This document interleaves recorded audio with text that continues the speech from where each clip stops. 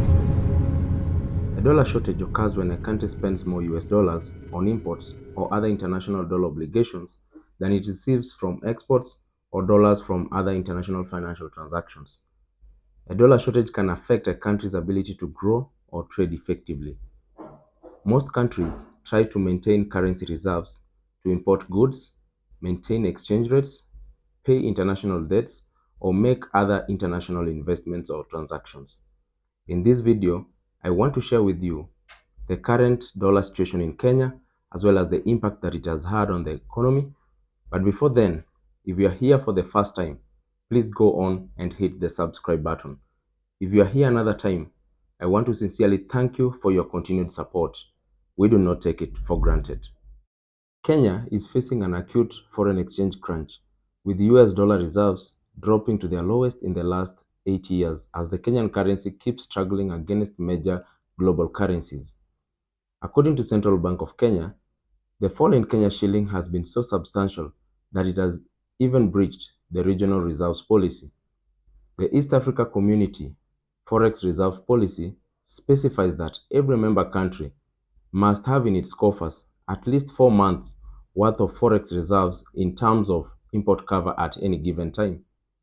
Kenya reserves has been below the required levels since January 26th. Recently, Central Bank of Kenya revealed that the country's current usable foreign exchange reserve remains at 6.6 billion US dollars from 6.9 billion US dollars in February. This translates to about 3.69 months import cover. The dip has been largely attributed to repayment of both bilateral and commercial loans, as well as efforts by the Central Bank of Kenya to check the downward spiral of the Kenya shilling against the US dollars, which is actually currently trading at about 127 Kenyan shilling against the US dollars from 125.6 sometime in February. Experts opine that the Kenyan economy and the Kenyan currency has not quite recovered from the global economic crisis that was sparked by the COVID-19 pandemic, where a lot of key exports from Kenya were highly affected and thereby impacting on inflows. Additionally, the continued drought that is affecting the country has also been suggested as one of the reasons as to why the Kenyan currency is facing this downfall, and as well as the war on Russia and Ukraine. The dollar shortage is affecting businesses severely, and especially importers. And I want us to look at some of the examples. On Business Daily, Monday, June 6th, 2022, Pwani Oil closes plant, blames lack of dollars. And according to one of the managers at Pwani Oils, this is what they had to say.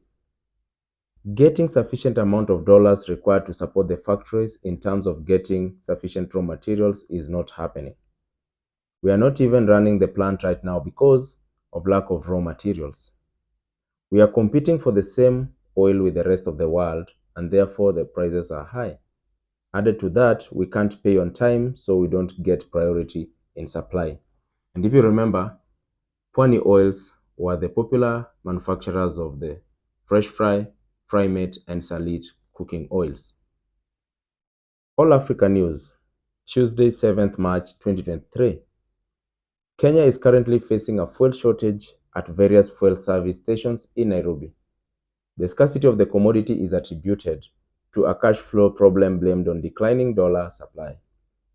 One of the managers had this to say: "The shortage has affected our sales because some people won't be able to afford fuel. Instead, they opt to use matatus." Daily Nation, Thursday, March 9th, 2023. One of manufacturer's executives said this: "We are now scavenging for dollars. Only half of every 6 banks we call daily for dollars will have something for us. 3 of the banks will ask us to check later. What is available at banks is between 5,000 and 10,000 US dollars.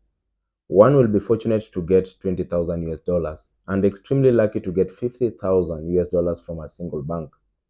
This is crazy for business that requires 1 million US dollars monthly for supplies, and we are getting each dollar at 137 Kenyan shillings.